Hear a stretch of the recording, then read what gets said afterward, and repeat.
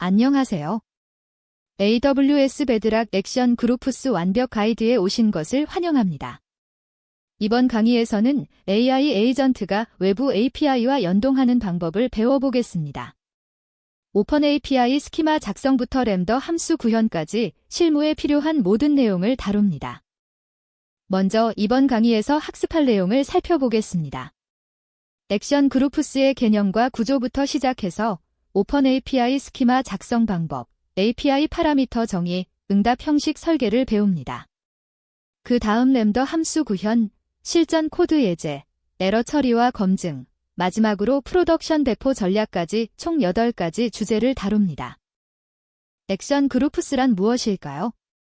AWS 베드락 에이전트의 핵심 기능으로 AI 에이전트가 외부 API나 서비스와 상호작용할 수 있게 해주는 메커니즘입니다.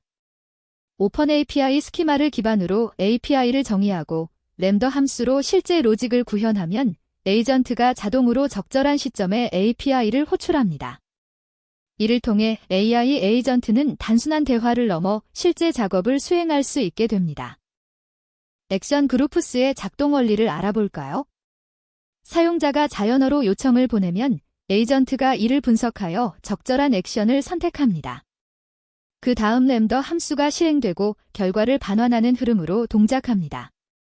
핵심은 자연어 요청을 API 호출로 변환하고 파라미터를 자동으로 추출 및 검증하며 응답을 다시 자연어로 재구성하는 것입니다. 오픈 API 스키마의 역할은 무엇일까요?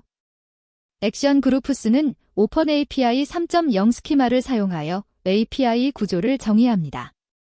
에이전트는 이 스키마를 읽고 어떤 작업이 가능한지 이해합니다.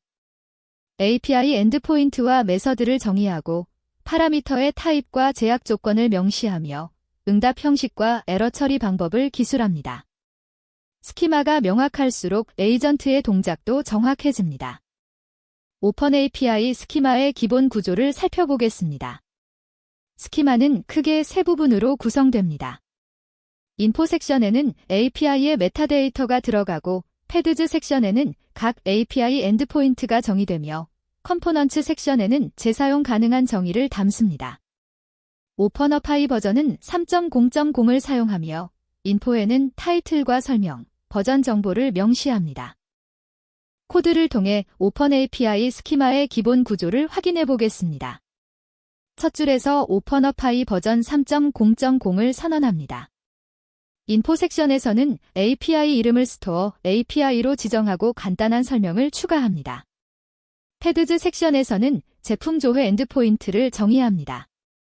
/프로덕츠/ 중괄호 프로덕트 아이디로 경로를 지정하고 get 메서드를 사용합니다.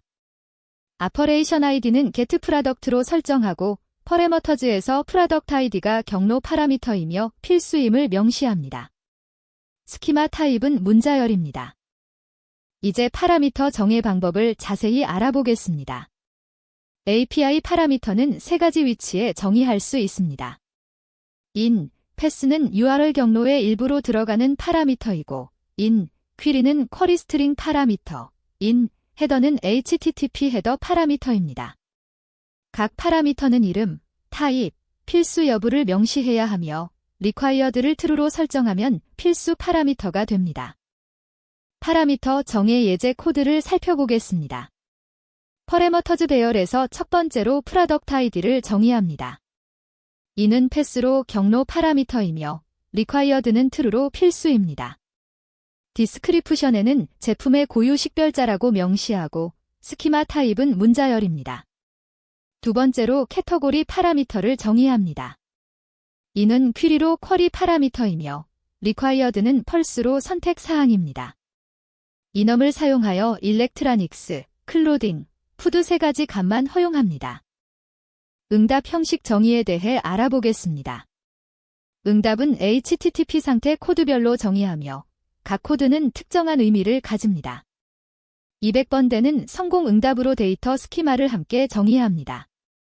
400번대는 클라이언트 에러로 잘못된 요청을 나타내고 500번대는 서버 내부 에러를 의미합니다.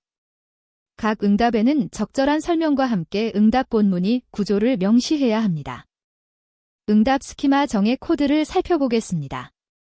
리스판시즈 섹션에서 200 응답을 정의합니다. 디스크리프션은 성공 응답이라고 명시하고 컨텐트에서 어플리케이션 JSON 형식을 사용합니다. 스키머는 객체 타입이며 프라퍼티즈에서 프로덕트 아이디는 문자열, 네임도 문자열, 프라이스는 숫자 타입으로 정의합니다. 404 응답은 제품을 찾을 수 없을 때 반환되며 간단한 설명만 추가합니다. 램더 함수 구현으로 넘어가겠습니다. 램더 함수는 오픈 API 스키마에 정의된 작업을 실제로 수행합니다. 먼저 이벤트 객체에서 파라미터를 추출하고 비즈니스 로직을 실행한 다음 표준화된 형식으로 응답을 반환합니다. 이 세 단계를 명확히 분리하면 코드의 가독성과 유지보수성이 크게 향상됩니다. 램더 핸들러의 기본 구조 코드를 살펴보겠습니다. 램더 핸들러 함수는 이벤트와 컨텍스트 두 개의 인자를 받습니다. 첫 번째 단계로 이벤트에서 액션 그룹과 API 패스를 추출합니다. 두 번째 단계로 퍼레머터즈를 딕셔너리로 변환합니다. 포루프로 이벤트, get의 퍼레머터즈를 순회하며 네임과 배류를 추출합니다. 세 번째 단계로 프로세스 액션 함수를 호출하여 비즈니스 로직을 실행합니다. 마지막으로 메시지 버전 1.0과 함께 리스판스 객체를 반환합니다. 리스판스에는 액션 그룹, API 패스, HTTP 스테터스 코드 200, 그리고 리스판스 바디의 결과를 담아 반환합니다. 파라미터 검증은 램더 함수의 중요한 부분입니다. 받은 파라미터가 올바른지 확인해야 합니다. 타입 체크로 문자열인지 숫자인지 날짜인지 확인하고 범위 검증으로 최소값과 최대값을 체크하며 비즈니스 규칙 검증으로 도메인 특화 규칙을 적용합니다. 검증을 통해 데이터 무결성을 보장하고 예상치 못한 에러를 사전에 방지할 수 있습니다. 파라미터 검증 예제 코드를 살펴보겠습니다. 밸러데이 퍼레머터즈 함수는 퍼레머터즈를 인자로 받습니다. 먼저 빈 에러즈 리스트를 초기화합니다. 프로덕트 아이디가 퍼레머터즈에 없으면 프로덕트 아이디 is required 에러를 추가합니다.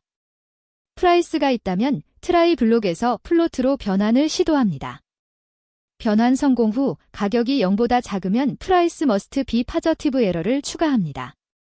배류 에러 예외가 발생하면 프라이스 머스트 비 A 넘버 에러를 추가합니다.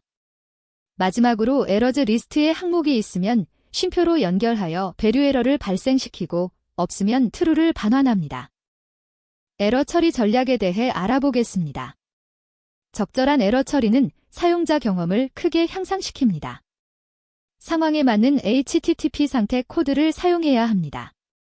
400 에러는 클라이언트의 요청이 잘못되었을 때, 404 에러는 요청한 리소스가 없을 때, 500 에러는 서버 내부에서 예상치 못한 오류가 발생했을 때 사용합니다.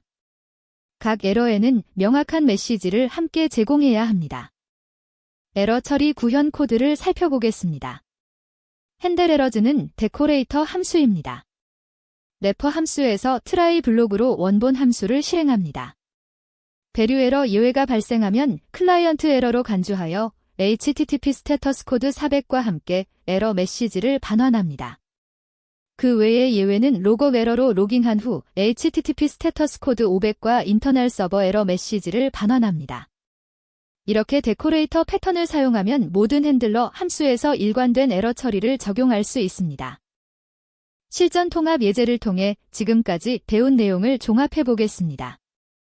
제품 조회 API를 예로 들어 전체 흐름을 살펴봅시다.